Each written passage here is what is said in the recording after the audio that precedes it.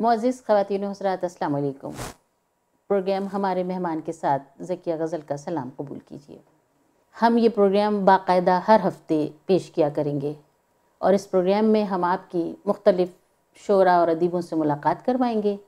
कभी कभी हम शुमाली अमेरिका के शोरा और अदबा को फ़ोन लाइन पर भी ले सकते हैं, स्काइप पर भी ले सकते हैं और कभी बनफ़्स नफ़ीस उनको स्टूडियो में भी मदऊ कर सकते हैं।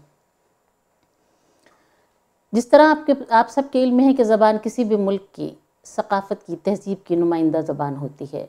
उर्दू ज़बान एक ऐसी ज़बान है जिसने अपनी हलावत से, अपनी शीर बयानी से लोगों को अपना घर विदा कर लिया है। शायर और अदीबों से मुलाकात का ये सिलसिला यकीनन आपको भाएगा, क्योंकि शायर और अदीब किसी भी मुआशरे का बेहद हसास तबका होते हैं।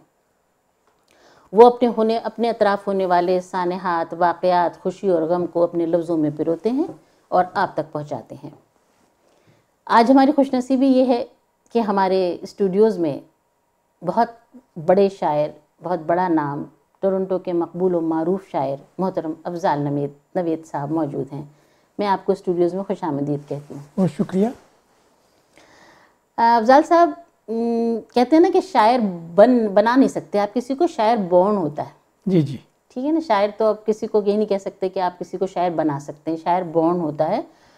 उर्दू ज़बान में शायरी ही एक ऐसी चीज़ है जिसके ज़रिए आप दुनिया की किसी भी बड़ी ज़बान से आंखों में आंखें डाल के गुफ्तगू कर सकते हैं। तो आप ये बताइए कि आपने शायरी को चुना या शायरी ने आपको चुना?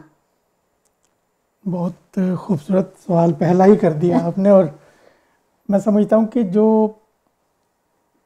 जिस मिट्टी से इंसान जन्म लेता है वहाँ कोई ऐसी बारिश, कोई ऐसी कैफियत जिसको एक इंसान के अंदर तख्लीकी कुव्वत की दस्तक उसे अगर मिल जाए और वो उस दस्तक को सुन ले, तो आपने ये दस्तक कब महसूस की? मेरा पूछने का मौसम, वो बारिश थी, वो मौसम थे, वो चिन्योट जहाँ मैं पैदा हुआ वहाँ मेरी छत के ऊपर परिंदे आते थे, नीलकंठ। नीलकंठ मेरी छत के ऊपर, मैंने आंख खोली और नीलकंठ, और रात को मैं चांद को देखते हुए सो गया था और सुबह नीलकंठ मैंने देखा और इतना खूबसूरत। और साथ ही तोते जो हैं, पैरट्स, उनके गोल आकर छत के ऊपर पुराने महल थे, वो वहाँ बैठ जाते थे जहाँ चिन्योट के छतों पर, जहाँ मेरी रात को आंख खुलती थी और हम बाहर गर्मियों में सोया करते थे। इतनी छोटी उम्र में ये इतनी डीप थिंकिंग आपकी, यानी आपको तहरीक हुई, तो आप कह रहे हैं कि आप उस जो आपके इर्द गिर्द का माहौल था वो बचपन से ही था और आपको बचपन से ही शेर लिखने की तहरीक हुई? जी, वो दस्तक मैंने सुन ली। परिंदे ने मेरे साथ बात की, मुझे महसूस हुआ कि मुझे कोई ऐसी आवाज़ आई है जो मेरी उंगली थाम कर फिर उसके बाद आगे ले जाना चाहती है। उसके बाद ये हुआ कि वो चिन्योट जहाँ चनाब का किनारा है और जहाँ की तहजीब चनीवट, एक खातून थी, बहुत कदीम शहजादी थी, अच्छा, जिसके नाम पर वो शहर तामीर हुआ था, और वहाँ सिकंदर आज़म तक वहाँ से होकर गुजरे थे, सुल्तान बाहू वहाँ से होकर गुजरे थे। उस शाह हुसैन के जो उस्ताद थे वो भी चिन्योट में रहते थे।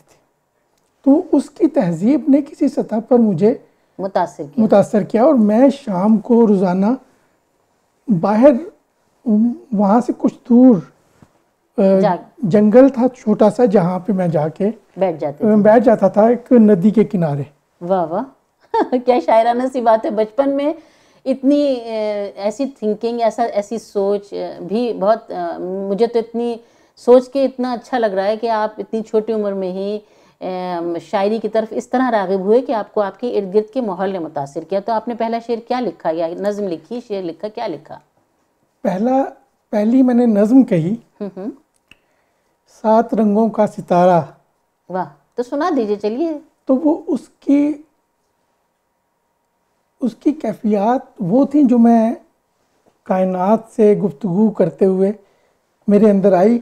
लेकिन वो नज़म जो है वो उसने मुझे समझे कि एक मेरे अंदर एक कायनात के दरवाजे खोल दिए और चनाब के किनारे फिर जाना शुरू कर दिया। थोड़ा सा बड़ा हुआ तो देर तक वहीं बैठा रहता। फिर मैंने वो शेर कहा कि तेरी आवाज़ उतरती है किसी साहिल पर, वाह वाह, तेरी आवाज़ उतरती, तेरी आवाज़ उतरती है किसी साहिल पर, भीग जाता है किसी लहर से पत्थर मेरा। वाह वाह वाह वाह, क्या उम्दा है, वाह वाह। तो वो एक दूर से कहीं कोई दस्तक, कोई आवाज़ आती थी और वो शेरी आहंग बनना तो इसका शुरू हो मतलब गया। है शायरी ने आपको चुना। कह सकती हैं, कह सकते हैं कह सकते कि शायरी ने आपको चुना और आपने अपने ख्यालात को और अपने एहसासात को लफ्ज़ों में इस तरह ढाला कि आपने पहली नज़म कही सितारों के हवाले से, फिर दूसरी साहिल और पत्थर के हवाले से, एक यूनिक। हाँ, ताज़ाकारी तो आपके यहाँ बहुत पाई जाती है, आप मुख्तलिफ़ ख्यालात को इस तरह लेकर आते हैं। हमने आपको अक्सर सुना है, लोग कहते हैं कि अफ़ज़ाल नवीद के पास एक नया रंग है, एक नया तरंग है, वो जिद्दतें हैं, जिद्दत लफ्ज़ों में जिद्दतें लेके आते हैं, शेरों में जिद्दतें लेके आते हैं, उनके अंदर एक ताज़ाकारी है।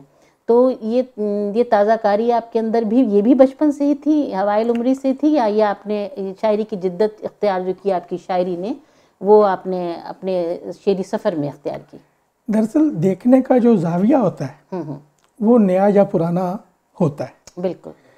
अब चीज़ों को जब मैं देखता था, मौसीकी को ख़ास तौर पर जब मौसीकी मैंने सुनी, तो मेरे अंदर चीज़ों का विज़न और भी एक रिदम के साथ एक ख़ास राग की कैफियत में फूलों की तरह खिलना शुरू हो गया।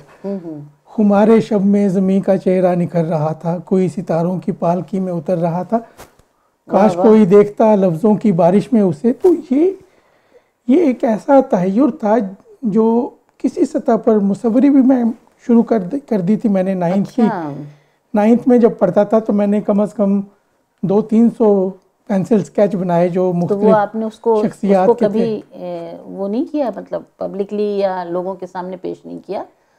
वो एक समझ लें कि उसमें आगे जाने का मुझे रास्ता इसलिए नहीं मिला कि आपके इर्द गिर्द जो इदारे होते हैं वो अगर ना मिलें तो वो आप आगे नहीं बढ़ सकते। वो ट्रेनिंग नहीं थी, इसलिए मैं जिस तरफ मुझे, जैसे मौसीकी थी तो उसने पहले मुझे अंदर से हिला दिया। मौसीकी ने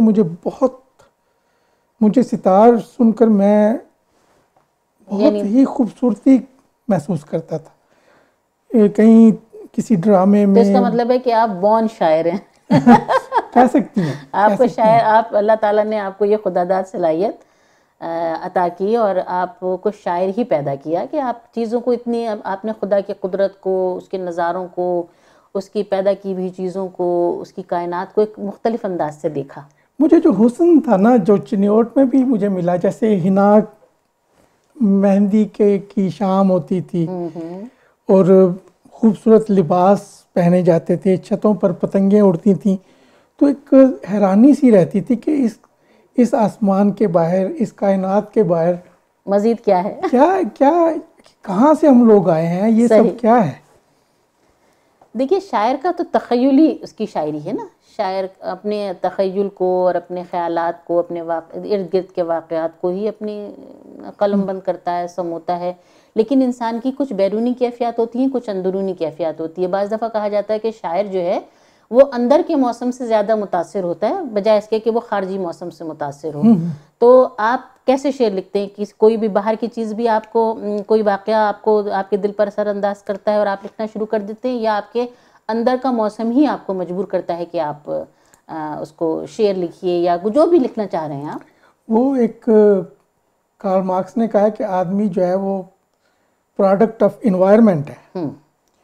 तो जो खारजी खूबसूरती है वो आपके दाखिल में भी एक दस्तक या एक रिदम पैदा करती है। मुझे खारजी खूबसूरती ने मेरे अंदर जो सोया हुआ आर्टिस्ट था उसको जगाया, उसे जगाया। लेकिन आप जब, मेरे कहने का मतलब है कि जब आप शेर लिखते हैं तो आप अंदरूनी कैफियत से मुतासिर होते हैं ज़्यादा कि बैरूनी कैफियत से ज़्यादा? वो एक आमद होती है, वो अंदरूनी होती है, वो एक लामालूम की कैफियत होती है। चलिए, आपसे एक यहाँ पे एक सवाल बनता है, मैं पूछती हूँ आपसे कि देखिए, शेर कहने में और शेर बनाने में फ़र्क है बहुत बारीक लाइन, लेकिन फ़र्क है। शेर कहा हुआ शेर जो दिल से कहा जाए वो इंसान के दिल पे भी असरअंदाज होता है। लेकिन इधर उधर से लफ्ज़ मुस्तार लेके शायरी लोगों को पढ़ के लोग, बहुत से लोग मैंने देखा शेर बनाते हैं और वो बनाया हुआ शेर ज़्यादा असरअंदाज नहीं होता दिल पर। उसे आवर्त कहते हैं, लेकिन मैं उस आवर्त, एक आमद होती है एक आवर्त होता है ज़ाहिर है, लेकिन शेर बनाने में भी आवर्त का दखल है या बाज़ शायरों की मैंने ये कोशिश देखी है कि वो उनका अपना कोई डिक्शन खुल के सामने नहीं आता। उसकी वजह ये है कि वो शेर बना रहे होते हैं, लिखने कह नहीं रहे होते। बहुत सही, आप सही ना, सही समत में आपकी बात चल रही है। और मैं इस पे वजाहत आपकी मांगना चाहती हूँ ज़रा। होता ये है कि जो आमद एक पूरा प्रोसेस है जो लाशऊर की जो एक कायनात है, लाशऊर की जो दुनिया है जिसके बारे में हम बहुत ज़्यादा नहीं जानते। इंसान जो है वो अभी तक, साइंस जो है वो ज़्यादा नहीं जान पा रही कि लाशऊर में कितनी बारीकियां हैं। तो वो लाशऊर में शऊर की तरफ से जो, जैसे ये जो हमारा ऑरा है, ये जो हमारा ये थर्ड आई जिसे कहते हैं, यहाँ से जितनी भी शक्ति है, जितनी भी एनर्जी है, ये ऑब्जर्वेशन है आँखों के थर्ड आई के ज़रिए, वो हमारे लाशऊर में फीड होती रहती है। तो जब वो भर जाता है तो वो मैं समझती हूँ कि आप बड़ा इंटरेस्टिंग, आपकी बात करती है कि बड़ा इंटरेस्टिंग आप जवाब दे रहे हैं। हम ऐसा करते हैं कि एक छोटा सा वक्फा लेते हैं नाज़रीन, और फिर वापस आते हैं और इसी मौजू को हम दोबारा यहीं से जोड़ेंगे जहाँ से हम अभी ख़त्म कर रहे हैं। तो हाजिर होते हैं ब्रेक के बाद।